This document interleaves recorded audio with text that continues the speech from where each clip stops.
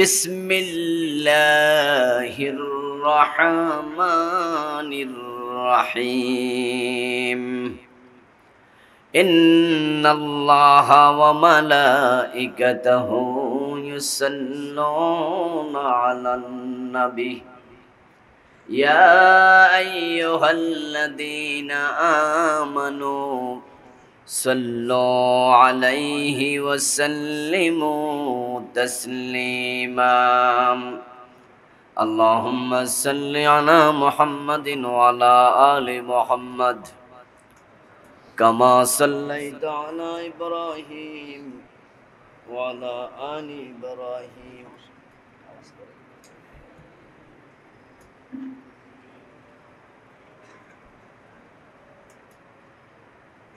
اللهم بارك على محمد وعلى آل محمد كما باركت على إبراهيم وعلى آل إبراهيم إنك حميد مجيد اللهم صل وسلم وبارك عليه।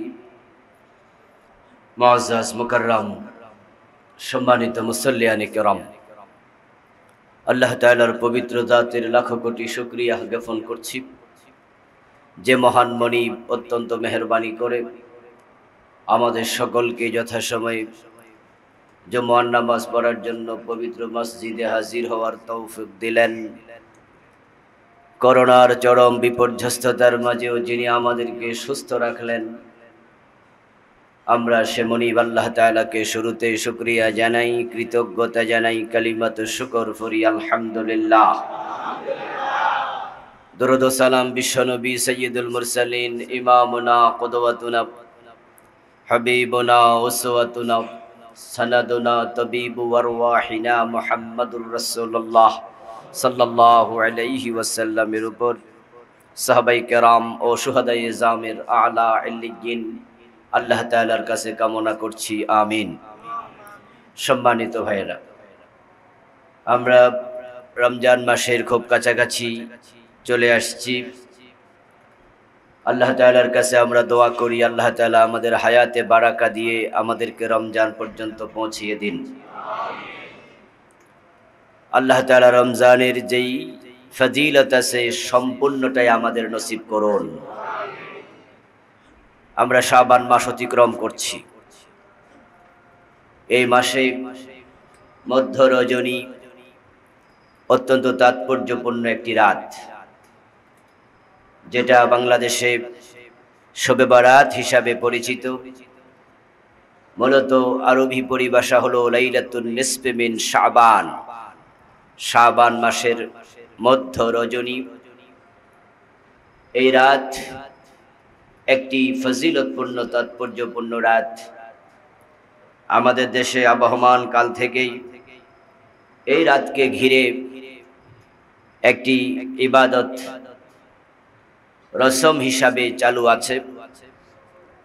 এর সাথে আমরা সকলেই কম বেশি পরিচিত। তো এই রাত্রির ফজিলত, তার ইবাদত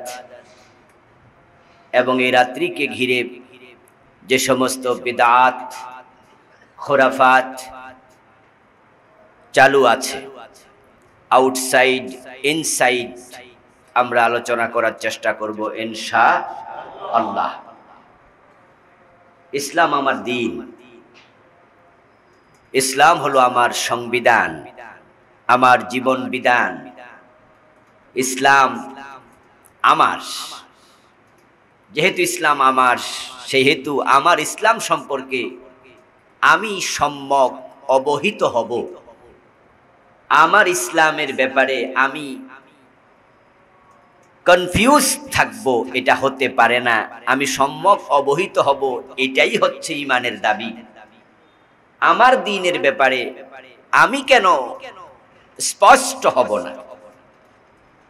আমি একটা ঘোরের ভিতরে থাকবো, এটা হয় না। আমার দ্বীন আমার কাছে স্পষ্ট থাকা উচিত।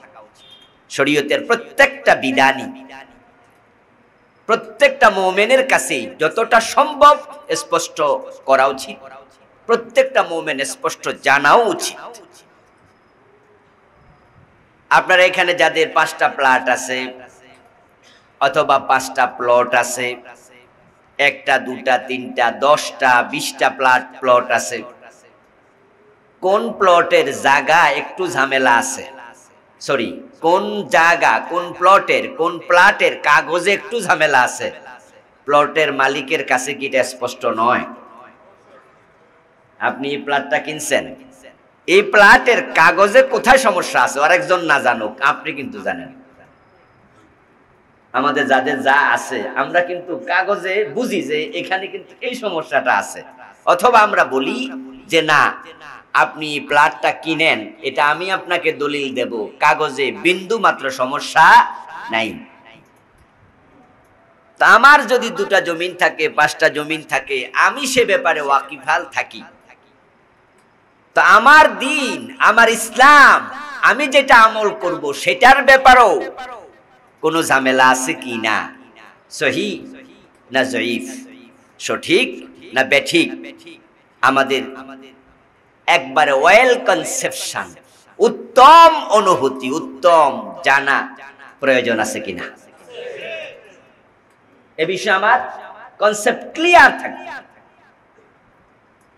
তো শবে বারাত যেটা আবহমান কাল থেকে চলে আসছে, এই রাত্রিতে আদৌ ইবাদত আছে কিনা, থাকলে কি সিস্টেমে আছে, এবং যেটা আছে সেটা সহিহ হাদিস দিয়ে সাব্যস্ত কিনা, অথবা আমরা যা করছি এটা শরীয়ত এলাও করে কিনা, বাকি করা উচিত,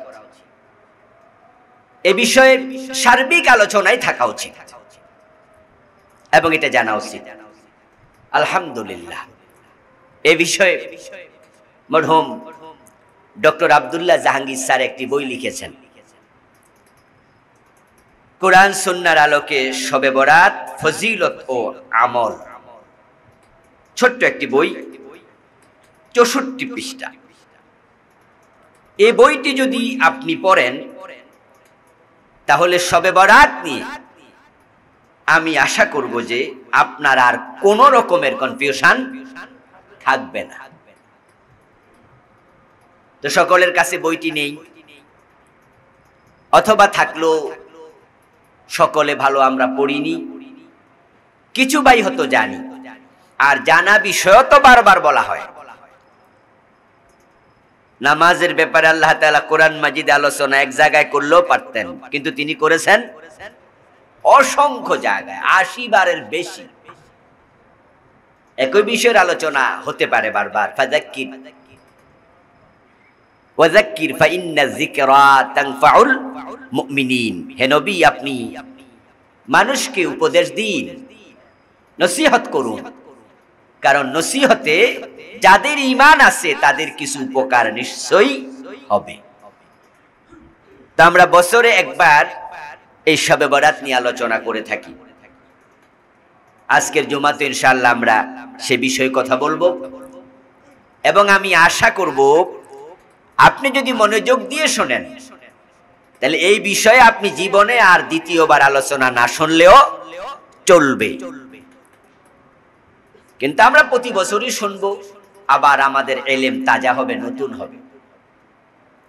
তা আমি শুরু করতে চাই, শবে বরাত যে রাতটি আছে এই রাতের পরিচিতি, তারপরে কোরআন হাদিসে তার উপস্থিতি, এখান থেকে সব পার্সি শব্দ উদ্যত ব্যবহার হয়। সব মানি রাত্রি, বরাত মানি ভাগ্য, এটা উর্দুতে ব্যবহার হয়। তাহলে শবে বরাত মানি হলো ভাগ্য রজনী। আর যদি বরাত না হয়ে শব্দটা বারাত হতো তাহলে সবের সাথে যোগ না হইয়া আরবি লাইলাতুনের সাথে যোগ হতো লাইলাতুল বারাত, অথবা ফার্সি এবং আরবির সংমিশ্রণে নতুন শব্দ শবে বারাত, তাও হতে পারত। বরাত হতে পারে, বারাত হতে পারে, তবে দুটি এক জিনিস নয়, শুনতে কাছাকাছি। বারাত মানে মুক্তি। কোরআন মাজিদে সূরাতুত তাওবা নামে একটি সূরা আছে, এটার আরেক নাম সূরাতুল বারাআত।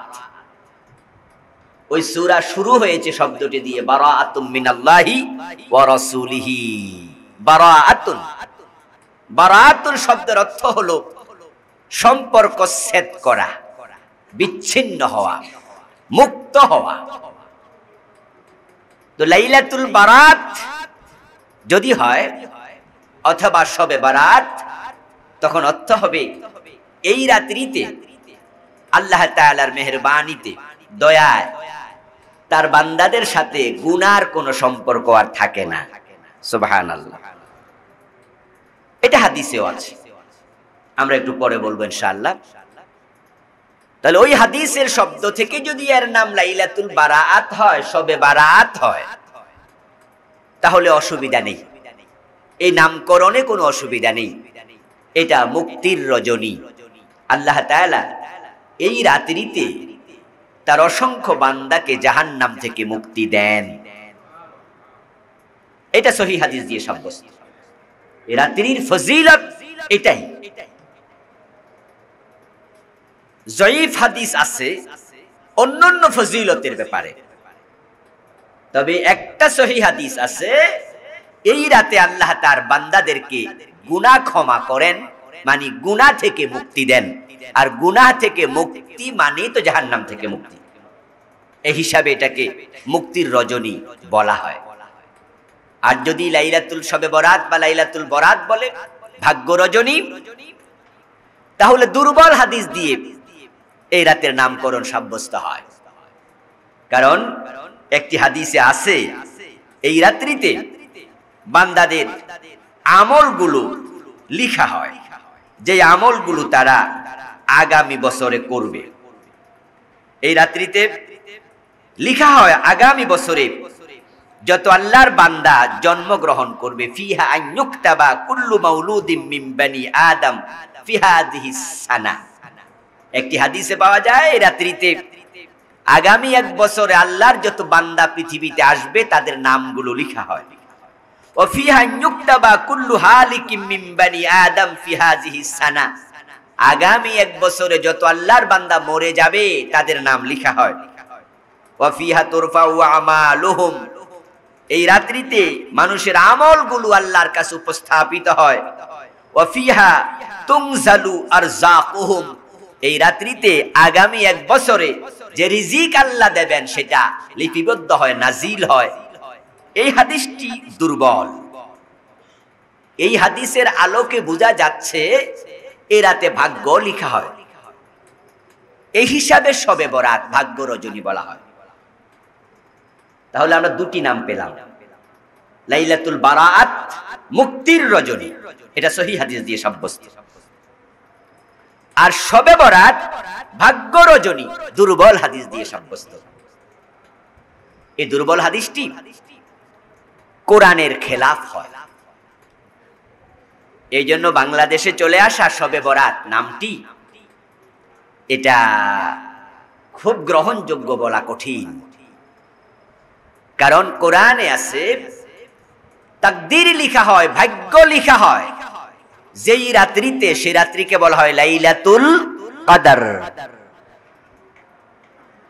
ভাগ্য লেখা হয় সেই রাত্রিতে যেই রাত্রিতে কোরআন নাজিল হয়েছে। ইন্না আনজালনাহু ফি লাইলাতিল কদর। আমি কোরআন নাজিল করেছি কদরের রাতে। এবং আমরা সকলে জানি কদরের রাত রমজান মাসে, এবং রমজান মাসে আল্লাহ তাআলা কোরআন নাজিল করেছেন, এটা আমরা সবাই জানি। আল্লাহ পাক রব্বুল আলামিন পবিত্র কোরআন মাজিদ রমজান মাসে নাজিল করেছেন। এটা নিয়ে উলামায়ে কেরামের মাঝে কোনো রকমের দ্বিমত নাই। আল্লাহ বলেন ইন্না আনজালনাহু ফি লাইলাতিন মুবারাকাহ। ইন্না আনজালনাহু ফি লাইলাতিল কদর। আমি কোরআন নাজিল করেছি কদরের রাতে। ইন্না আনজালনাহু ফি লাইলাতিন মুবারাকা। আমি নিশ্চয় কোরআন নাজিল করেছি বরকতময় রাতে। দুটোটা একই কথা, একই রাত, তার সেপত দুইটা। কদর শব্দের অর্থ তাকদীর। তাহলে ইন্না আনজালনাহু ফি লাইলাতিত তাকদীর, ফি লাইলাতিল কদর, কদর মানে তাকদীর। আমি তাকদীরের রাত, যে রাতে তাকদীর লেখা হয় সেই রাতে আমি কোরআন নাজিল করেছি। ইন্না আনজালনাহু ফি লাইলাতিন মুবারাকা, আমি কোরআন নাজিল করেছি বরকতময় রাতে। তাহলে বরকতময় রাত কোন রাত? তাকদীর লিখার রাত। তার ব্যাখ্যা আল্লাহ নিজে করছেন, ইন্না কুন্না মুনজিরিন, আমি আল্লাহ তোমাদেরকে জাহান্নামের ভয় দেখাই।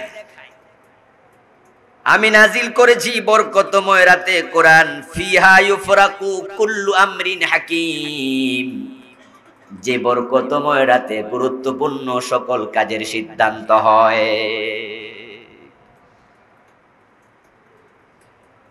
ফিহা ইউফরাকু কুল্লু আমরিন হাকিম, আমি কোরআন নাজিল করেছি এমন এক বরকতময় রাতে, যেই রাতে গুরুত্বপূর্ণ সব বিষয় ফয়সালা হয়। তাহলে বোঝা গেল তাকদীর লিখার রাত, যে রাত কোরআন নাজিল হয়েছে। তো কোরআন নাজিল কি শাবান মাসের 15 তারিখ নাজিল হয়েছে? কোরআন নাজিল কি শাবান মাসে হয়েছে? কথা বলতে হবে আপনাদের, তাহলে বুঝবেন ভালো। কোরআন কি শাবানে নাজিল হয়েছে? ইন্না আনজালনাহু ফি লাইলাতিল কদর, আমি কদরের রাতে কোরআন নাজিল করছি।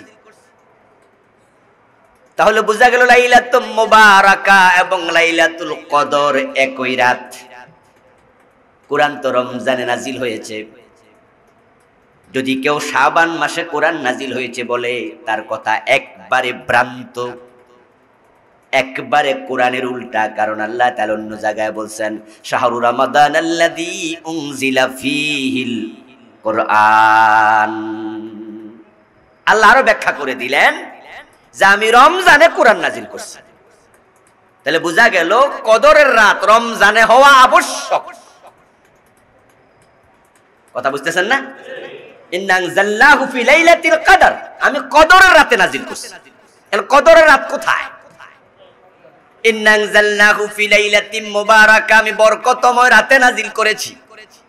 ওই বরকতময় রাত কোথায়? শাহরু রমাদান আল্লাযী উনজিলা ফীহিল কোরআন। আল্লাহ ব্যাখ্যা করে দেন, কোরআন নাজিল হয়েছে যেই মাসে, সেই মাসের নাম রমাদান। তাহলে নিশ্চয় কোরআন নাজিলের রাত শাবানে হইতে পারে না। যদি কেউ বলে এটা কোরআনের উল্টা হবে, রমজানে হইছে। এখন যে রাতে কোরআন নাজিল হয়, ইউফরাকু ফিহা ইউফরাকু কুল্লু আমরিন হাকিম, ওই রাতের মাঝে গুরুত্বপূর্ণ সিদ্ধান্ত হয়। এর মানে তাকদীর লিখা হয়। তাহলে তাকদীর মানে ভাগ্য। তাহলে ভাগ্য রজনী শাবানে নাকি রমজানে? তাহলে ভাগ্য রজনী শাবানে হয়েছে, কোরআনের উল্টা হবে। এই জন্য শবে বরাত বলতে আমরা যেই রাতের নাম দিয়েছি, শবে বরাত, এটা শাবানের 14 তারিখ নয়। শবে বরাত হলো রমজানের বেজর রাতে, শেষ দশক। নো, শবে কদর তো ঠিকই আছে, শবে বরাত সেটা। শবে কদর যেটা মূলত, শবে বরাত সেটাই। কারণ বরাত মানে তো ভাগ্য, তো ভাগ্য রজনী তো কদরের রাতে হয়। কথা বোঝেন নাই? ভাগ্য রজনী। আল্লাহ বলছেন, ইন্না আনজালনাহু ফি লাইলাতিন মুবারাকা ইন্না কুন্না মুনজিরিন ওয়া ফিহা ইউফরাকু কুল্লু আমরিন হাকিম, যে আমি নিশ্চয়ই কোরআন নাজিল করেছি বরকতময় রাতে, আমি তোমাদেরকে ভয় প্রদর্শন করছি এবং সেই রাতে গুরুত্বপূর্ণ সব সিদ্ধান্ত হবে। তাহলে তাকদীর লেখা হবে, গুরুত্বপূর্ণ সিদ্ধান্ত হবে যেই রাতে, সেই রাত হলো কদরের রাত। ওই রাতকে যদি পার্সিতে বলা হয় তাহলে বলা হবে ভাগ্য রজনী, মানে শবে বরাত। কিন্তু আমরা নামটা দেওয়ার ক্ষেত্রে একটু পেশ লাগাইলাম। আমাদের দেশে আমরা শবে বরাত বলতে যে রাত বুঝতেছি, সহিহ দলিলের ভিত্তিতে সেই রাতটা মূলত ভাগ্য রজনী যদি হয়, সেটা নেসফে মিন শাবানে হইতে পারে না। তবে হ্যাঁ, দুর্বল যে হাদিসের কথা বলেছি, ওই দুর্বল হাদিস যেখানে আছে সেই রাত্রিতে লিখা হবে আগামী 1 বছরের বাচ্চা জন্ম নেবে, আগামী 1 বছরে মানুষ মারা যাবে, মানুষের আমলগুলো উপরে তোলা হবে, রিজিকগুলো লিখা হবে। ওই দুর্বল হাদিসের ভিত্তিতে তাকালে তাহলে নিসফে মিন শাবানকেও শবে বরাত বলা যেতে পারে, কিন্তু সহির ভিত্তিতে তাকালে লাইলাতুল কদর যেটা শবে বরাত হয়ে যায়, সেটা ভাগ্য রজনী রমজানের রাতেই হবে। এখন নামকরণের একটু হেরফের হলো, যাই হোক এটা নিয়ে মাতামাতির কিছু নেই। এরপরে আমরা এবার যাব আমাদের দেশে যে দুর্বল হাদিসের ভিত্তিতে আমরা নিসফে মিন শাবান, যেটা লাইলাতুল নিসফে মিন শাবানকে শবে বরাত বলছি, এই শবে বরাতের কথা কি কোরআনের কোথাও আছে? উত্তর হলো না। লাইলাতুল নিসফে মিন শাবানের কথা কোরআনের কোথাও নেই, হাদিসে আছে। কিন্তু আমি সূরা দোখানের যে আয়াত পড়লাম, ইন্না আনজালনাহু ফি লাইলাতিন মুবারাকাহ,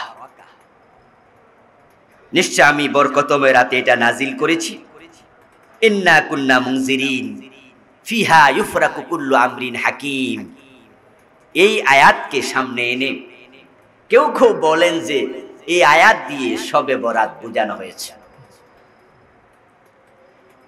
এবং তাদের এই কথার রেফারেন্স সাহাবী, প্রখ্যাত সাহাবী, পবিত্র কোরআনের ভাষ্যকার আব্দুল্লাহ ইবনে মাসউদ রাদিয়াল্লাহু তাআলা আনহু, উনার একজন খাদেম ছিলেন প্রখ্যাত তাবী ইকরামা রাদিয়াল্লাহু তাআলা আনহু। উনার একটি বক্তব্যকে দলিল হিসাবে উপস্থাপন করে তারা বলেন যে এই আয়াত শবে বরাত কেন্দ্রিক আল্লাহ নাজিল করেছেন। হযরত ইকরামা বলেছেন যে ইন্না আনজালনাহু ফি লাইলাতিন মুবারাকা বললে আল্লাহ লাইলাতুন নিসফে মিন শাবানকে বুঝিয়েছেন। হযরত ইকরামা ব্যতীত এই কথা বিশ্ব নবীর কোন সাহাবী, কোন তাবী, পরবর্তী প্রজন্ম কেউ বলেন নাই, শুধু উনিই বলেছেন যে এই রাত বলতে শবে বরাত বোঝানো হয়েছে। আমরা দেখি উনার কথায় সুস্পষ্ট ভ্রান্তি পরিলক্ষিত, কারণ আল্লাহ তাআলা শবে বরাতের রাতে, যেটা আমরা বুঝি লাইলাতুন নিসফে মিন শাবান, কোরআন নাজিল করেন নাই। উনি হয়তো বলতে ভুল করেছেন। পরবর্তীতে নদর বিন ইসমাইল নামে একজন কুফার প্রখ্যাত ওয়াইজ, তিনি এখানে ইকরামা রাহমাতুল্লাহি আলাইহি উনার নাম বাদ দিয়া সরাসরি বলে দিলেন যে ইবনু আব্বাস বলেছেন ইন্না আনজালনাহু ফি লাইলাতিন মুবারাকা বলতে লাইলাতুন নিসফে মিন শাবানকে বোঝানো হয়েছে। পরবর্তী কিছু লেখক সরাসরি নদর বিন ইসমাইলের বরাত দিয়ে ইবনু আব্বাসের কাউল বলে প্রচার করেছে। ইবনু আব্বাস হলেন কোরআনের সবচেয়ে বড় মুফাসসির বিশ্বনবীর পরে। তো উনার মতো লোক যদি বলে যে এটা শবে বরাত কেন্দ্র করে আল্লাহ নাজিল করছে, তাহলে অনেকে তো এটা ধরে নিতেই পারে। তাই এই আয়াতটা শবে বরাতের আয়াত বলে লোক মুখে বহুল প্রচলিত হয়ে গেছে। অথচ ভুলটি করেছেন নদর বিন ইসমাইল, তিনি ইকরামার নাম না বলে ভুলে ইবনু আব্বাসের নাম বলে দিয়েছেন। পরবর্তী মুহাদ্দিসদের কাছে তার ভুল ধরা পড়ে গেছে যে তিনি ভুল করেছেন। এখন ভুল ধরা পড়ার পরে ভুলের উপরে অটল অবিচল থাকা, এটা ভালো মুমিনের লক্ষণ হতে পারে না। ভুল হবে, সংশোধন হবে। সুতরাং হযরত ইকরামা রাহিমাহুল্লাহ ছাড়া আর কারো বক্তব্য কোরআনে শবে বরাত আছে মর্মে পাওয়া যায় না। তামাম উম্মাহ একমত শবে বরাতের ব্যাপারে কোরআনে আদৌ কোনো আয়াত নেই। তাহলে আমরা ক্লিয়ার হলাম, কোরআনে আয়াত নেই। তো শবে বরাত লাইলাতুন নিসফে মিন শাবান সম্পর্কে হাদিসে কি আছে? হ্যাঁ বন্ধু, এই রাত নিয়ে হাদিসে আল্লাহর হাবিব সাল্লাল্লাহু আলাইহি ওয়াসাল্লামের একাধিক বর্ণনা পাওয়া যায়। রাসূল সাল্লাল্লাহু আলাইহি ওয়াসাল্লাম থেকে অনেকগুলো হাদিসে মর্মে আছে। একটি হাদিস পাওয়া যায় প্রায় ৮ জন সাহাবী থেকে বর্ণিত। কোন কোন সনদে দুর্বলতা আছে, তবে সনদের সিহহাতও পাওয়া যায়। আল্লামা নাসিরউদ্দিন আলবানী রাহিমাহুল্লাহ বলেছেন সহিহ। ওই এবারটুকু হলো ইন্নাল্লাহা লা ইয়াত্তালিউ ইলা খালকিহি ফি লাইলাতিন নিসফি মিন শাবান ফায়াগফিরু লিজামিই খালকিহি ইল্লা লিমুশরিকিন আও মুশাহিন। রাসূলুল্লাহ সাল্লাল্লাহু আলাইহি ওয়াসাল্লাম বলেন, যখন শাবানের মধ্য রজনী আসে, ওই রাত্রিতে আল্লাহ তাআলা তার সব মাখলুকের দিকে দৃষ্টিপাত করেন। আল্লাহ তাআলা করুণার নজর দেন তামাম মাখলুকের দিকে, এবং সেই রাত্রিতে মুশরিক ব্যতীত, নিন্দুক হিংসুক ব্যতীত আল্লাহ তাআলা করুণায় সিক্ত করে সকল মাখলুককে ক্ষমা করে দেন। প্রায় ৮ জন সাহাবী থেকে এই শব্দে হাদিস এসেছে। তার মাঝে একটি সনদ সহিহ। একটা যখন সহিহ হয়ে যায়, তখন বাকি সনদ যদি দুর্বল থাকে, একাধিক দুর্বল সনদের ভিতরে কুওয়াত তৈরি হয়। যারা হাদিসের পরিভাষা জানেন তাদের জানার কথা, যখন জয়ীফ হাদিস একাধিক সনদে আসে, সেটা হাসান লি গায়রিহি হয়ে যায়, সেটার জয়ীফ থাকে না, তার মাঝে একটা কুওয়াত তৈরি হয়। তাহলে শবে বরাতের রাতে, যেটা আমরা লাইলাতুন নিসফি মিন শাবান বললাম, সেই রাত্রিতে আল্লাহ তাআলা যে শিরিক করে না, যার ভিতরে অন্যের প্রতি হিংসা ক্রোধ নাই, মনটা খুব ভালো, শিরিক নাই, হিংসা নাই, এই দুই অপরাধ থেকে মুক্ত যে আছে, আল্লাহ তাকে ক্ষমা করে দেন। এটা সহিহ। তাহলে এই হাদিস দিয়ে একটি জিনিস সাব্যস্ত হয়, সেটা হলো শবে বরাত তথা লাইলাতুন নিসফি মিন শাবানের যে একটা ফজিলত আছে, তাতে আর সন্দেহ নাই। তাহলে আমাদের দেশে একদল আলেম যারা অতি খুঁতখুঁতে, তারা এমন ভাবে বলছেন যে শবে বরাত বলতে কিচ্ছু নাই। আপনারা ইউটিউবে গেলে দেখবেন, আমাদের একদল ভাই এমন ভাবে বলছেন যে শবে বরাত বলতে কিছু নেই, ইসলামের এর অস্তিত্বই নাই, এটা বিদআত। শক্তভাবে তারা পরিত্যাজ্য বলছেন। আমরা সতর্ক হব, খুঁতখুঁতে হব না। এই শব্দটি কতটা ওয়েটফুল আপনি আপনার জীবনের সাথে মিলালে বুঝবেন। আমি আবার কোট করছি, আমরা সতর্ক হব, খুঁতখুঁতে হব না। ইসলামকে আপনি ইসলামের জায়গায় রাখুন, আপনার পার্সোনাল কোনো চিন্তা সেখানে ঢুকাবেন না। যে অংশটুকু বেদাত, আমরা নিশ্চয়ই তাকে বেদাত বলবো। যে অংশটুকু দুর্বল, নিশ্চয়ই তাকে দুর্বল বলবো। যে অংশটুকু সহি, নিশ্চয়ই তাকে সহি বলবো। আমরা নিজস্ব চিন্তা ভাবনা প্রবেশ করায়া কোন সহিকে আমরা বাতিল বলবো না, কোন বেদাতকে আমরা সহি সাব্যস্ত করব না। এটা হবে ইসলামের মূলনীতি। এখন তারা বলতে চান যে না, শবে বরাত বলতে কিছু নাই। না, তাদের এই কথা মোটেও গ্রহণযোগ্য নয়। কারণ প্রায় ৮ জন সাহাবী, ৭ থেকে ৮ জন সাহাবী একই শব্দে হাদিস বর্ণনা করেছেন যে আল্লাহ তাআলা এই রাত্রিতে মুশরিক ব্যতীত, হিংসুক ব্যতীত তার সকল বান্দাকে ক্ষমা করেন। সুবহানাল্লাহ।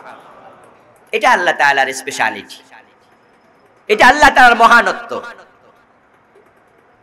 আল্লাহর বান্দাদেরকে আল্লাহ ক্ষমা করবেন। এতে আপনার আমার কষ্টের কারণ কি হবে? সহিটুকু আমরা বলি, আল্লাহ তার বান্দাদেরকে ক্ষমা করবেন। আমাদের দেশে মাঝে মাঝে আপনারা দেখবেন প্রেসিডেন্ট স্ব উদ্যোগে কারাগারের কিছু কয়েদিকে খালাস দেন। ঈদের আগে মাঝে মাঝে হয় রাষ্ট্রীয় ফরমান জারি করা হয়, এই ক্রাইটেরিয়া যারা পড়বে তারা জেলখানায় আছে, শাস্তি এখনো আরো 2 মাস বাকি আছে, 6 মাস বাকি আছে, 1 বছর বাকি আছে, ক্রাইটেরিয়াতে পড়লে তাদেরকে সাধারণ ক্ষমা করা হলো। এমন সিস্টেম পৃথিবীর বিভিন্ন দেশে আছে, বাংলাদেশেও আছে না নাই? এটা কি আপনি করতে পারবেন? আমি করতে পারবো? এটা জাজ করবেন, এটা প্রেসিডেন্ট তার স্পেশাল ক্ষমতা বলে করে। স্বাধীনতার যুদ্ধের পরে বঙ্গবন্ধু সাধারণ ক্ষমা ঘোষণা করেছেন। মক্কা বিজয়ের পরে বিশ্বনবী সাধারণ ক্ষমা ঘোষণা করেছেন, লা তাসরিবা আলাইকুমুল ইয়াউম। তোমরা যারা আমার উপর জুলুম করেছিলা, অন্যায় করেছিলা, আমি মক্কা বিজয় করার পরে ঘোষণা করলাম আমি আজকে প্রতিশোধ নেব না, ক্ষমা করে দিলাম। তাহলে যিনি সুপ্রিম অথরিটি, কোন এলাকার দায়িত্বশীল হয়, প্রধান দায়িত্বশীল, সাধারণ ক্ষমা করার অধিকার তার থাকে। আমার আল্লাহ বছরে একবার লাইলাতুন নিসফি মিন শাবানে তার মাখলুকের দিকে স্পেশাল রহমতের নজর দেন, তারপরে তিনি তার বান্দাদেরকে ক্ষমা করে দেন। এখন প্রশ্ন হলো, সেই রাতে কি ক্ষমা চাওয়া লাগবে নাকি না চেয়ে ক্ষমা পাওয়া যাবে? উত্তর আমাদের জানা নেই। রাসূল সাল্লাল্লাহু আলাইহি ওয়াসাল্লাম বলেননি যে তোমরা চাইও, চাইলে ক্ষমা করবে, তোমরা না চাইলে ক্ষমা করবে না। এই জাতীয় কোন শব্দ হাদিসের সাথে রাসূল সংযোজন করেন নাই। সুতরাং চাওয়া লাগবে নাকি লাগবে না এই বিষয়ে আমরা চুপ থাকলাম, রাসূল যেহেতু বলেননি। কিন্তু একটি সহিহ হাদিস পাওয়া যায়, সহিহ মুসলিমে এসেছে, আল্লাহ তাআলা প্রতি রাতে রাতের 3 ভাগের প্রথম 2 ভাগ অতিক্রান্ত হওয়ার পরে দুনিয়ার আকাশে নেমে আসেন। কোন হাদিসে পাওয়া যায় 3 ভাগের প্রথম ভাগ অতিক্রান্ত হওয়ার পরে দুনিয়ার আকাশে নেমে আসেন। দুরকম পাওয়া যায়, 3 ভাগের প্রথম 2 ভাগ অতিক্রান্ত হওয়ার পরে নেমে আসেন, 3 ভাগের প্রথম ভাগ অতিক্রান্ত হওয়ার পরে নেমে আসেন। দুরকম শব্দ, দুইটাই সহিহ। আল্লাহ নেমে এসে বলেন, হাল মিন মুস্তাগফিরিন ফাআগফির লাহু, তোমাদের মাঝে কেউ কি আছে যে ক্ষমা চাইবে, আমি ক্ষমা করে দেব।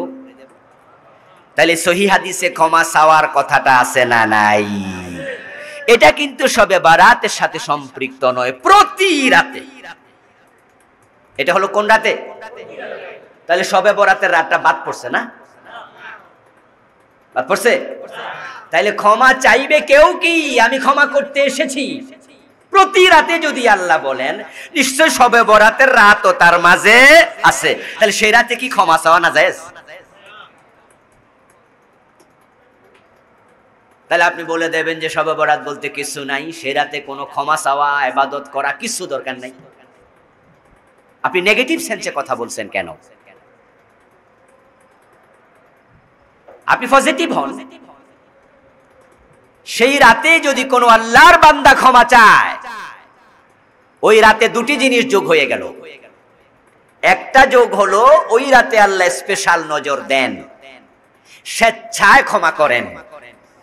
সেখানে ক্ষমা চাওয়ার কথা নাই, না চাওয়ার কথাও নাই, তো আমরা চুপ থাকলাম।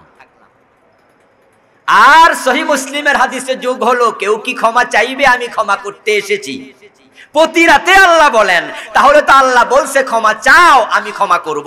চাওয়ার সুযোগ এই হাদিস দিয়ে সাব্যস্ত। সুতরাং কেউ যদি শবে বরাতের রাতে পার্সোনালি আল্লাহর কাছে ক্ষমা চাইতে চায়, আপনি তাকে বারণ করতে পারেন না। আমার বন্ধু রাসূল সাল্লাল্লাহু আলাইহি ওয়াসাল্লাম বলেছেন, অন্য একটি দুর্বল হাদিস, আল্লাহ পাক রব্বুল আলামিন যখন শবে বরাত আসে, ওই রাতে দুনিয়ার আকাশ অবতীর্ণ হন। ইন্নাল্লাহ আযজা ওয়া জাল্লা ইয়ানজিলু লাইলাতান নিসফি মিন শাবান ইলা সামাঈদ দুনিয়া। আল্লাহ তাআলা নিসফি মিন শাবানে দুনিয়ার আকাশে আসেন। ফায়াগফিরু লি আকসারা মিন আদাদি শাওরি গানামি কালব। বনু কলব গোত্র আরবিতে ছাগলের জন্য বিখ্যাত ছিল। তাদের গোত্রে ছাগল ছিল অনেক বেশি। আল্লাহর হাবিব সে গোত্রের ছাগলের খ্যাতি তামাম আরবের মানুষের জানা ছিল যে কলব গোত্রের ছাগল অনেক বেশি, এক একটা ছাগলের গায়ে পশম থাকে কত।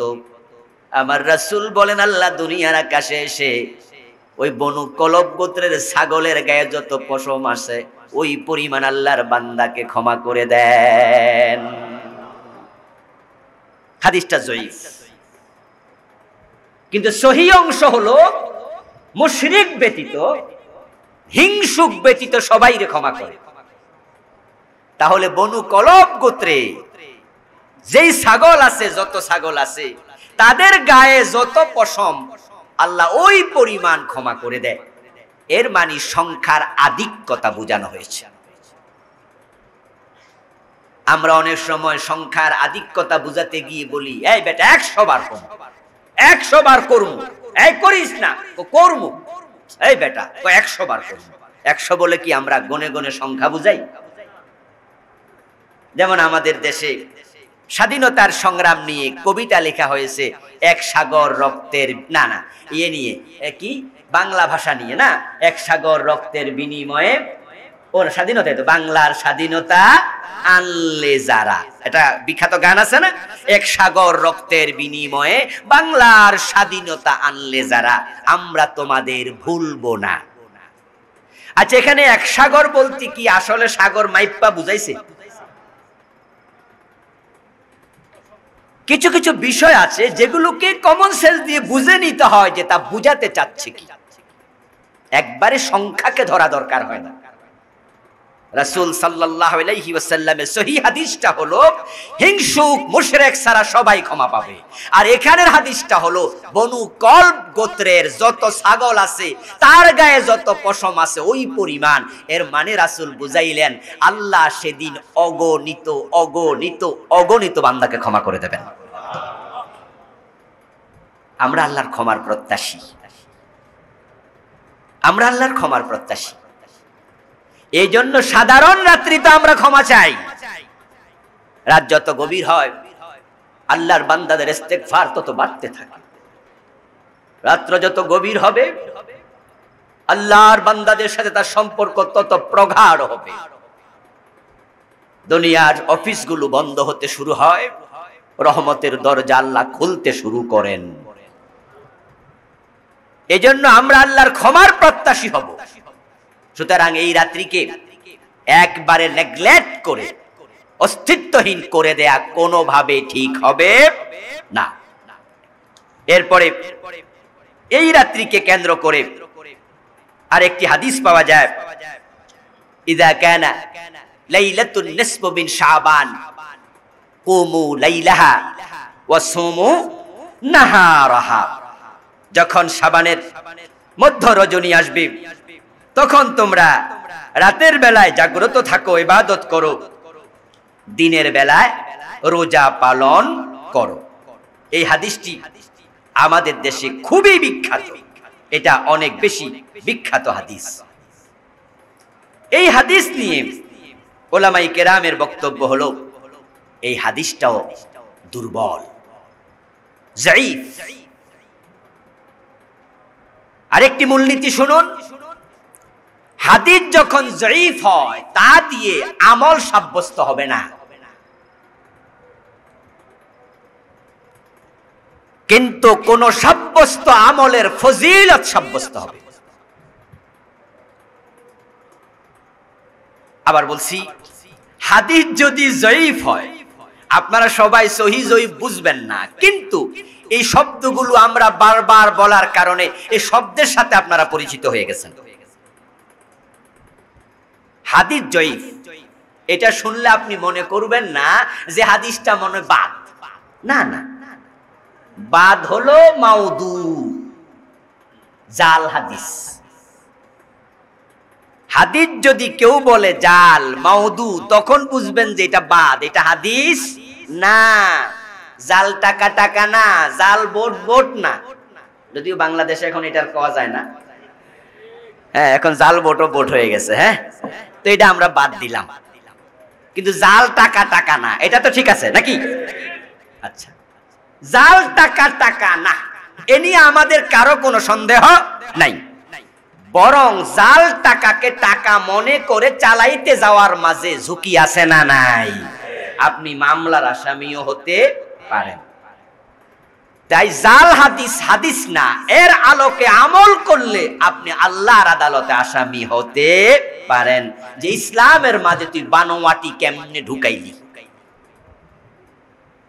এজন্য জানার পরে কোন আলেম জাল হাদিস বর্ণনা করবে না।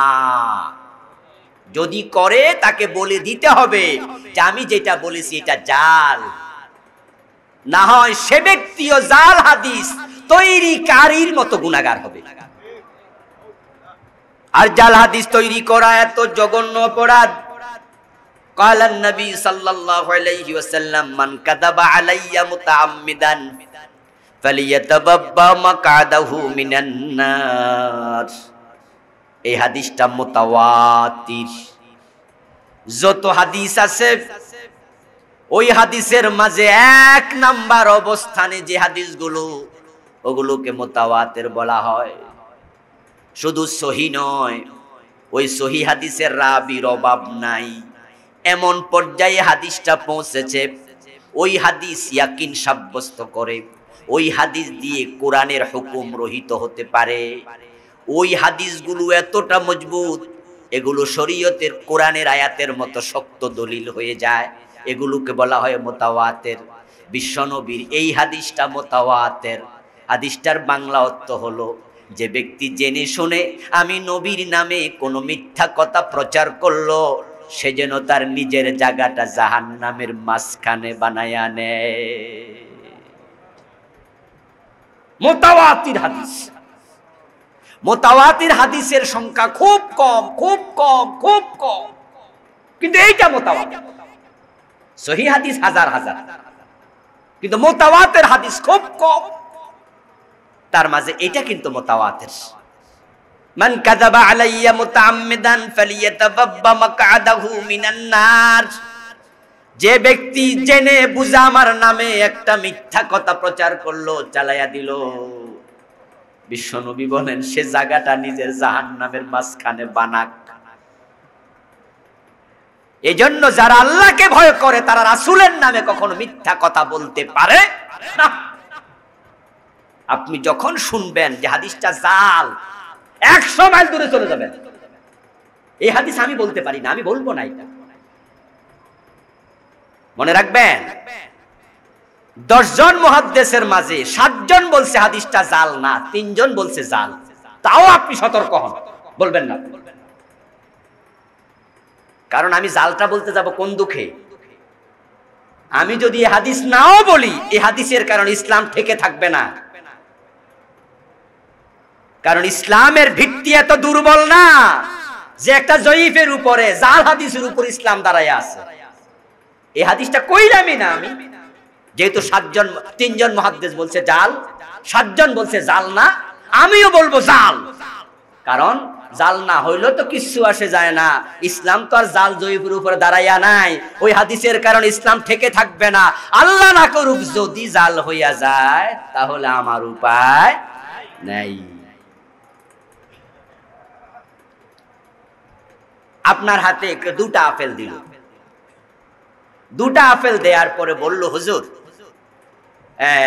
এই যে 2টা আপেল আপনাকে দিছি, একটাতে বিষ মিশানো আছে। এখন কোনটা যদি বিষ মিশাইছে এটা তো আমার খেয়াল নাই। আচ্ছা দেখ, একটা খাইলাম, 2টাতে তো আর বিষ নাই। কথা বোঝেন নাই?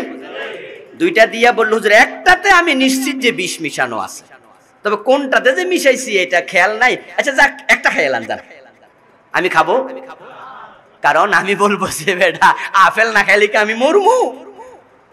কিন্তু যদি বিষওয়ালাটা খাই, এসে খাইতাম না। সতর্কতা ভালো কিনা? কথা বলতে হবে, সতর্কতা ভালো কিনা? তা যখন শুনবেন জাল, আপনি ধারে কাছেও যাইয়েন না। কিন্তু কিছু আলেমকে দেখি জাল কইও মজা পায়। এর কারণ কি জানেন? কারণ হলো জাল হাদিসের মাঝে মজা বেশি শয়তান ঢুকাইয়া দেয়।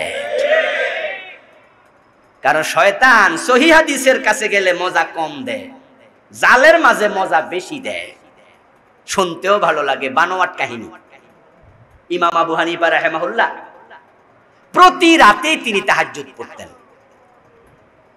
রাতের বেলায় ঘুমাতেন, তারপরে গভীর রাতে তাহাজ্জুদ পড়তেন, তারপরে আবার ঘুমাতেন, তারপরে ফজরের নামাজ পড়তেন।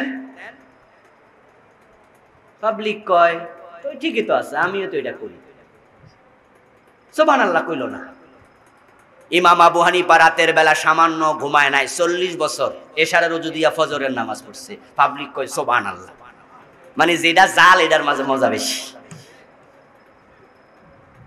বিশ্বনবীর সুন্নাহ ছিল কুমিল লাইলা ইল্লা কালিলা, আল্লাহর অর্ডার যে রাতের বেলা আপনি দাঁড়ায়া নামাজ পড়বেন, তবে কিছু অংশ, নিসফাহু আল্লাহ কয় অর্ধেক, আবিন কুসমিনহু অথবা আরো কিছু।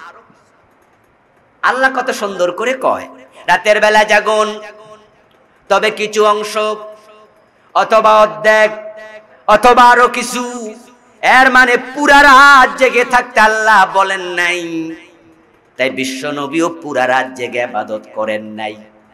ইমাম আবু হানিফা 40 বছর ঘুমাইল না, রাসূলের সুন্নাহর সাথে মিল না বেমিল?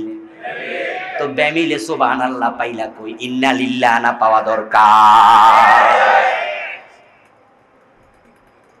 রাসূলের সুন্নাহর সাথে মিলে নাই, আমরা বলবো ইন্না লিল্লাহ। ইমাম আবু হানিফা এই কাজ করছে? না না না না না, উনার মতো এত বড় আলেম রাসূলের সুন্নাহর বাহিরে 40 বছর চলতে পারে না। 1-2 রাত হয়তো ঘুমায় না, এটা হই না, কিন্তু লাগাতার 40 বছর উনি রাতের বেলায় ঘুমায় নাই রাসূলের সুন্নাহর বাহিরে। ইমাম আবু হানিফা যদি এই কাজটা করেও আমরা সুবহানাল্লাহ বলবো না, বলবো এত বড় আলেম এই কাজটা করছে, না ইন্না লিল্লাহ, এটা ঠিক হয় নাই। অথবা আমরা বলবো এটা ইমাম আবু হানিফার নামে মিথ্যাচার, এই কাজ তিনি করেন নাই।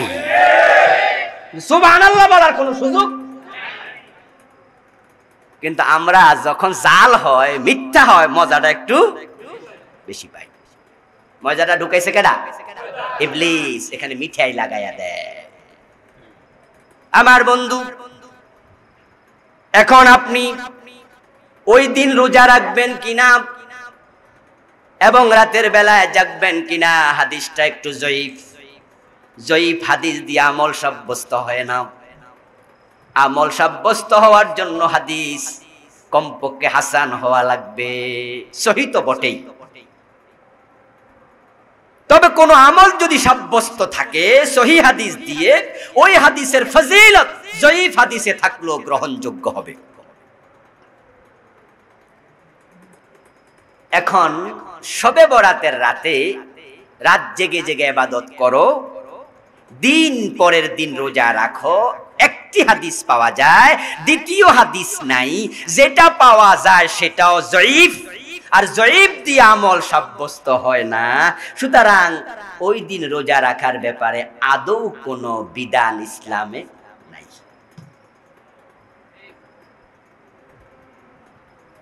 আচ্ছা, চন্দ্র মাসের 13, 14, 15 রোজা রাখো, সহিহ হাদিস আছে না নাই? তো শবে বরাতের দিনটা 14 ভিতরে 15 তারিখে তো পড়ে নাকি? 13, 14, 15। তাহলে শবে বরাতের রোজাটা চন্দ্র মাসের আইয়ামে বীজের ভিতরে পড়ে কিনা? তো তাহলে রোজা নাই, এ কথা বলে লাভটা? আপনি নেগেটিভ কথা কেন বলবেন? বরং আপনি বলুন যে একটা রোজা নাই, 3টা আছে। কারণ একটা হাদিস দিয়ে সাব্যস্ত হয়েছে হাদিস জয়ীফ, আমরা গ্রহণ করলাম না। কিন্তু আইয়ামে বীজের 3টা রোজা সহিহ হাদিস দিয়ে সাব্যস্ত। রাসূল সাল্লাল্লাহু আলাইহি ওয়াসাল্লাম প্রতি চন্দ্র মাসে 13, 14, 15 রোজা রাখতেন, রাখতে বলেছেন, উৎসাহ দিয়েছেন। তাহলে আমরা বলি যে আপনারা যারা শবে বারাতে রোজা রাখতে চান, একটার হাদিস যেহেতু দুর্বল, এটা করবেন না, বরং সহিহ হাদিস 3টা রাখেন। তাহলে কি ভালো হয় না? যারা রাখতে চান, আমার অনুরোধ থাকবে আপনারা 13, 14, 15 3 দিনে রাখবেন। তাহলে আপনার দুর্বল হাদিস এতদিন যেটা আমল করেছেন সেটাও ভিতরে ঢুকে গেল, কোন রোজাই দরকার নাই। তাহলে তাইয়ামে বীজের ভিতরেও আপনি সেখানে হাত ঢুকাইয়া দিলেন। এজন্য আমরা বলবো একটা রোজা না রেখে 3টা রাখবেন। এখন কুমু লাইলাহা, রাতের বেলায় দাঁড়াবেন কিনা? হ্যাঁ, রাতের বেলায় দাঁড়ানোর হাদিসটা দুর্বল, সুতরাং শবে বরাতের রাতে ওই হাদিস দিয়ে ইবাদত সাব্যস্ত হবে না। হাদিসে পাওয়া যায় মা আয়েশা সিদ্দিকা রাদিয়াল্লাহু তাআলা আনহা শবে বরাতের রাতে লাইলাতুন নিসফি বিন শাবানে ঘুম থেকে উঠলেন, উঠে রাতের মধ্যরাতে তিনি দেখেন পাশে বিশ্বনবী অনুপস্থিত, তিনি নাই, অথচ তিনি একসাথে ঘুমিয়েছিলেন। মা আয়েশা বলেন ফাকাতুন নবী সাল্লাল্লাহু আলাইহি ওয়াসাল্লাম, আমি বিশ্বনবীকে হারালাম। ফাতাইতু বিল বাকি, খুঁজতে খুঁজতে আমি বিশ্বনবীকে তখন বাকি গোরস্থানে চলে গেলাম। ফাইদান হুয়া বিল বাকি, গিয়ে দেখি বিশ্বনবী বাকি গোরস্থানে উপস্থিত, যেটাতে বাংলাদেশের লোকেরা জান্নাতুল বাকি বলে। আমরা জান্নাতুল বাকি, জান্নাতুল মুআল্লা, এই দুইটা শব্দ উচ্চারণ করে খুব অভ্যস্ত, যদিও এটা হাদিসের পরিভাষা নয়। আরব দেশের কেউ জান্নাতুল বাকি বলে না, জান্নাতুল মুআল্লাও বলে না। এটা মেড ইন বাংলাদেশ অথবা মেড ইন ভারত উপমহাদেশ, আমরা বলে অভ্যস্ত। কারণ জান্নাতুল বাকি, বাকি আল গারকাদ, বাকি নামক গোরস্থানে নবুয়তের আগেও, রাসূলের নবুয়তের আগেও সেটা গোরস্থান ছিল। রাসূলের মদিনা হিজরতের আগেও গোরস্থান ছিল, সেখানে কাফেরদের লাশ দাফন করা হয়েছে। তাহলে জান্নাত হলো তো কাফেররাও জান্নাতে আছে অলরেডি, ঠিক না? না, এই জন্য আরব দেশের কেউ এটাকে জান্নাত বলে না, তারা বলে বাকি আল গারকাদ। মা আয়েশা বলছেন ফাইদান হুয়া ফিল বাকি, তাকে দেখলাম আমি বাকি নামক গোরস্থানে। আমি রাসূলকে গিয়ে বললাম ইয়া রাসূলুল্লাহ, আমি ভেবেছি ইন্নাকা আতাইতা বা'দা নিসাইক ইলা বা'দা নিসাইক, আমি ভাবছিলাম আপনি আপনার অন্য কোন স্ত্রীর হুজরায় গমন করেছেন কিনা, কিন্তু আপনাকে খুঁজতে খুঁজতে এসে দেখি আপনি এখানে কবরস্থানে। রাসূল তখন বলেন আয়েশা, এটা হচ্ছে লাইলাতুন নিসফি বিন শাবান। এই রাতে আল্লাহ তাআলা মানুষকে ডেকে ডেকে বলেন, কে ক্ষমা চাওয়ার আছো ক্ষমা চাও, কে রিজিক চাওয়ার আছো রিজিক চাও, আমি দিতে এসেছি। এই রাতে আল্লাহ মানুষকে ক্ষমা করে দেন। আল্লাহর হাবিব মা আয়েশাকে বলেছেন, এমন একটি হাদিস পাওয়া যায়, তবে এই হাদিসটা কম মুহাদ্দিসগণ বলছেন যায়ীফ, এটাও কি দুর্বল। এই রাতকে কেন্দ্র করে স্পেশালি কবরস্থানে যাইয়া দোয়া করা, এই হাদিস দিয়ে কেউ কেউ বলেন যে এটা সাব্যস্ত, কিন্তু আমরা বলবো যায়ীফ হাদিস দিয়ে আমল সাব্যস্ত হয় না। আর গোরস্থানে গিয়ে দোয়া করা জরুরি নয়। যদি আপনি গোরস্থানের পাশ দিয়ে হেঁটে যান তাহলে সালাম দেন। আপনি গোরস্থানে কখনো কখনো যাবেন জিয়ারত করার জন্য, যাবেন, মনে রাখবেন দোয়া করার জন্য গোরস্থানে যাওয়ার কোনো দরকার নাই। কারণ আল্লাহ ঘরে বসে দোয়া করলো, আপনার দোয়া জায়গা মতো পৌঁছানোর ক্ষমতা আল্লাহর আছে না নাই? এজন্য আপনি গোরস্থানে গিয়ে করতে হবে কেন, কোন দরকার? তাহলে কবর জিয়ারত আমরা কেন করব? দোয়া তো আল্লাহ পৌঁছায়া দেয়। আমরা এখানে বসে দোয়া করি, আল্লাহ আমার মায়ের গুনাহ মাফ করে দাও, বাবার গুনাহ মাফ করে দাও, জান্নাত, কবরটাকে জান্নাত বানায়া দাও, হয় না? এগুলো হয় না? যায় তো, দোয়া যায় তো। তো গোরস্থানে যাবেন কেন আপনি? আল্লাহর হাবিব বলছে তোমরা যেও, ফাযুরুহা ফাইন্নাহা তুযাক্কিরুকুমুল মাউত। তোমরা গোরস্থানে একটা কারণে যাইবা, সেটা হলো সেখানে গেলে তোমার নিজের মৃত্যুর কথা মনে হবে। দোয়া করার জন্য যাওয়া দরকার নাই, দোয়া এখান থেকেও চলে যাবে। গাড়ি রিজার্ভ কইরা ঢোল তাবলা বাজাইয়া শাহজালালের মাজারে যাইয়া কবর জিয়ারত করা কোনো দরকার আছে? কোনো প্রয়োজন নেই। গাড়ি রিজার্ভেরও দরকার নাই, যাওয়াও দরকার নাই। তবে হ্যাঁ, আপনি সেখান দিয়ে যাচ্ছিলেন কোনো কাজে, হযরত শাহজালালকে একটু সালাম দিয়া যাই, এটা মনের একটা আবেগ, যেতেই পারেন, কিন্তু সেখানে গিয়ে দোয়া করতে হবে জরুরত নাই। আর আপনি সালাম দেবেন। মা আয়েশা রাদিয়াল্লাহু তাআলা আনহা থেকে বর্ণিত এই হাদিসকে কেন্দ্র করে আমাদের বাংলাদেশের অনেক জায়গায় আমি দেখেছি শবে বরাতের রাতে ইবাদতের শেষে ফজরের আখ্যান দিয়া মুসল্লিরা সবাই মিলে গোরস্থানে চলে যায় ইমাম সাহেবের নেতৃত্বে। 100 জন 200 জন যা আছে সবাই মিলে চলে গেছে গোরস্থানে। কারণ ইমাম সাহেব হাদিস পড়া শুনাইছে যে রাসূলকে মা আয়েশা বাকিয়াল গারকাদে পাইছে। এখন মুসল্লিরা কয় তাহলে আমরা যাবো না কেন? আমরা বলতে চাই হাদিসটা যায়ীফ, সুতরাং যায়ীফ হাদিস দিয়ে আমল সাব্যস্ত হবে না। তবে ব্যক্তিগতভাবে যদি আপনি কবর জিয়ারত করতে চান, অলওয়েজ করা জায়েজ আছে না নাই? সে রাত্রিতেও নিষিদ্ধ নয়, তবে এই হাদিসকে সামনে রেখে দলিল দিয়ে করা যাবে না। এখন সে রাতের ইবাদত, পার্সোনাল ইবাদত সকল রাতে জায়েজ, সব রাতের জন্য উন্মুক্ত। তাহাজ্জুদ পড়বেন, ইবাদত করবেন, সব রাতে জায়েজ, সে রাতেও করবেন। কিন্তু একটা ঝামেলা হয়েছে। ঝামেলাটা হয়েছে কি জানেন? আচ্ছা, আল্লাহ দুনিয়ার আকাশে এসে এসে ডাকে এশারের নামাজের সময় নাকি শেষ রাতে? তো আমরা সবাই আইছি কখন? মানে আল্লাহ যখন ডাকে না তখন আমরা আইছি, আল্লাহ যখন ডাকে তখন আমরা ঘুমাইছি। এই যে বাংলাদেশে শবে বরাতের রাতে ইবাদত, বাংলাদেশে যেটা হবে আর কি আগামী কয়দিন পরে, সব মসজিদে রাতের 11টা-12টার ভিতরে ক্লোজ, ঠিক না? 12 রাকাত নামাজ পড়েন, প্রতি রাকাতে কুল হুয়াল্লাহ 3 বার পড়েন, ইন্নাল জান্নাহ পড়েন, এগুলো সব হলো হুজুরদের বানানো। আস্তাগফিরুল্লাহল আযীম। রাসূলুল্লাহ কোন নামাজের জন্য সূরা নির্ধারণ করে দেন নাই, তবে হ্যাঁ তিনি বিশেষ কিছু সূরা বিতিরের নামাজে পড়তেন, এই নামাজে পড়তেন, আবার ভিন্ন পড়তেন। আল্লাহ বলছেন ফাকরাউ মা তায়াসসারা মিনাল কুরআন, কোরআনের তোমার কাছে সহজ যেই কোনো জায়গা থেকে তেলাওয়াত করো। এখন হুজুররা বলছে 12 রাকাত পড়া লাগবে, তাও 12 রাকাতের কম হইলে হইব না। আস্তাগফিরুল্লাহ, পাইলো যে কই আল্লাহই জানে। এগুলো দুর্বল হাদিসও নাই, বানানো কথাবার্তা। এখন 12 রাকাত করে পড়ছে, তারপরে লম্বা একটা মিলাদ অনুষ্ঠান হয়েছে, তারপরে দোয়া হয়েছে। গরিব দিকে তাকায় দেখে 11:30 বাজে গেছে। হুজুর শর্ট করেন। সভাপতি সাহেব কি কয় এবার? হুজুর শর্ট করেন। হুজুর এবার শর্টকাট কইরা শেষ করে দেয়। 12টার ভিতরে ক্লোজ, সবাই যায় ঘুমায় গেছে। আল্লাহ আইসা কয় এই কে আছো ডাকো, এখন কেউ ডাকার আর নাই। তাহলে শবে বরাতকে কেন্দ্র করে বাংলাদেশে যে রসমটা চালু আছে, এটা কি ঠিক রসম নাকি বেঠিক? কথা ছিল আপনি এশারের নামাজ পড়ে ঘুমিয়ে যান, তারপরে এবার আপনি যেহেতু সে রাতে স্পেশাল একটি বিষয় আছে, উঠতে চাইলে ভোর রাতে ওঠেন, পার্সোনালি তেলাওয়াত করুন, জিকির করুন, ক্ষমা চান। ও আল্লাহ, আজকে রাতে শিরিক ছাড়া, হিংসুক ছাড়া, মুশরিক ছাড়া সবাইরে ক্ষমা করবা। আল্লাহ, আমিও তো কিছু শিরিক করে ফেলছি, আমি ক্ষমা চাই, আমি শিরিক আর করব না। লা ইলাহা ইল্লাল্লাহু মুহাম্মাদুর রাসূলুল্লাহ, নতুন করে আবার কালেমা পড়লাম। আল্লাহ, এখন তো আর শিরিক নাই, আমারও ক্ষমা করো। আল্লাহ, তুমি তোমার রাসূল বলছে হিংসুকরে তুমি ক্ষমা করবা না।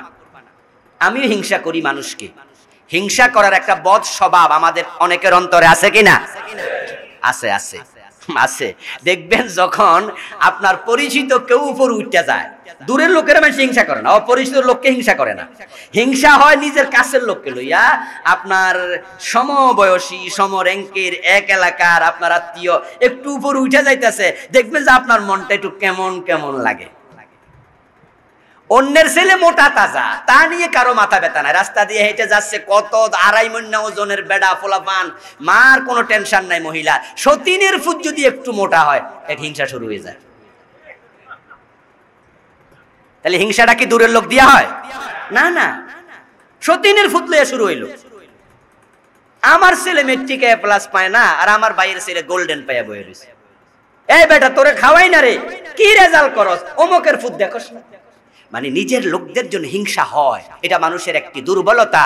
ও আল্লাহ, আমি হিংসা করে ফেলেছি, আমি এই গভীর রাতে ক্ষমা চাই, তওবা করছি, আর হিংসা করব না। আল্লাহ, তুমি হিংসার কারণে আমার ক্ষমাটাকে বন্ধ রেখো না, আমি হিংসা বাদ দিলাম, আমার ক্ষমা করো। পার্সোনালি বলার সুযোগ আছে না নাই? এগুলো আপনি গভীর রাতে বলবেন, 12টার ভিতরে ক্লোজ করেন কেন? এরপরে মহিলারা তো সিন্নি লইয়া ব্যস্ত আছে। কিছু কিছু এলাকা আছে সারা রাত রুটি বানায়, খুব ব্যস্ত আছে, শবে বরাত পালন চলছে, রুটি বানাইতেছে। কেউ কেউ মাগরিবের সময় গোসল করে। আমি নিজেও জীবনে করেছি একাধিকবার ছোট অবস্থায়, এবং মাসালা হলো গোসল কইরা পানি মোছা যাবে না, মাগরিবের টাইমে করা লাগবে, পানি যত ঝরবে গুনাহ তত ঝরবে। এই সবগুলো বানোয়াট, এগুলোর কোনো ভিত্তি ইসলামে নেই। এখন এই শবে বরাতকে কেন্দ্র করে কিছু খোরাফাত ঢুকে গেছে, বেদাত ঢুকে গেছে। আজকে আর সময় নেই বলার, এজন্য আমি কোট করেছি বইটি। এই বইটি আজকেও লাইব্রেরি, এখানে ব্রাহ্মমান একটি লাইব্রেরি আছে, এখানে আমি উনাকে গত জুমায় বলে রাখছি যে কিছু বই নিয়ে আসবেন। আমি যেহেতু এই বিষয়ে আলোচনা করব, আমাদের অনেক ভাইয়েরা কিনবেন, পড়বেন, বাড়িতে পড়াবেন। প্রতি বছর শবে বরাত আসার আগে এক নজর চোখ বুলাইয়া নেবেন, এলেম আবার তাজা হবে। আমরা সঠিকটা গ্রহণ করতে চাই, বেদাত পরিত্যাগ করতে চাই, আমরা সতর্ক হতে চাই, খুঁতখুঁতে হতে না চাই। ঠিক আছে? আল্লাহ তাআলা আমাদের সকলকে শবে বরাতের লাইলাতুন নিসফি বিল শাবানের যে মাগফিরা, যে ক্ষমা, আল্লাহ সকলকে অন্তর্ভুক্ত করুন, বলেন আমিন। আমরা এই শবে বরাত পেলে বুঝি রোজা এসে গেছে। শবে বরাতের পর থেকেই আসলে মসজিদগুলোতে মুসল্লি বাড়তে থাকে। তবে পরিতাপের বিষয় হলো, কিছু ভাই আছেন যারা শবে বরাতের রাতে এসে সব মাপের আশায় হাজির হয়, পরের দিন থেকে আবার মসজিদে আসে না। শবে বরাতের রাতে আসলে সব মাফ, তাই গত এক বছর আইছিল আর এই বছর আইছে। এমন মুসল্লি আছে না বাংলাদেশে? হ্যাঁ হ্যাঁ, শবে বরাতের রাতে বাংলাদেশের সিনেমা হল বন্ধ থাকবে, মার্কেট বন্ধ, দোকানপাট বন্ধ, সব বন্ধ, কারণ আজকে আল্লাহ ক্ষমা করবে, মিস করা যাবে না। তো যাইয়া সব ক্ষমা লইয়া মনে মনে কয় ক্ষমা তো পাইয়ে গেছি। এখন আল্লাহরে আবার বৃদ্ধাঙ্গুল দেখা, আল্লাহ আবার বাঁচলে আগামী বছর আইতাছি। এগুলো হচ্ছে একবারে হতবাগা। আল্লাহর কাছে আমরা ফানা চাই তাদের থেকে, ঠিক না? এজন্য শবে বরাতের উসিলায় যারা মসজিদে ঢুকে গেছেন, ঢুকে যাবেন, তাদের জন্য মসজিদ চিরস্থায়ী ঠিকানা হয়ে যাক, যেন আর কখনো বের হওয়া না লাগে। আল্লাহর কাছে সে তৌফিক আমরা কামনা করছি। আসসালামু আলাইকুম ওয়া রাহমাতুল্লাহি ওয়া বারাকাতুহু। যারা সুন্নাহ পড়েননি তারা সুন্নাহ পড়ে নেন।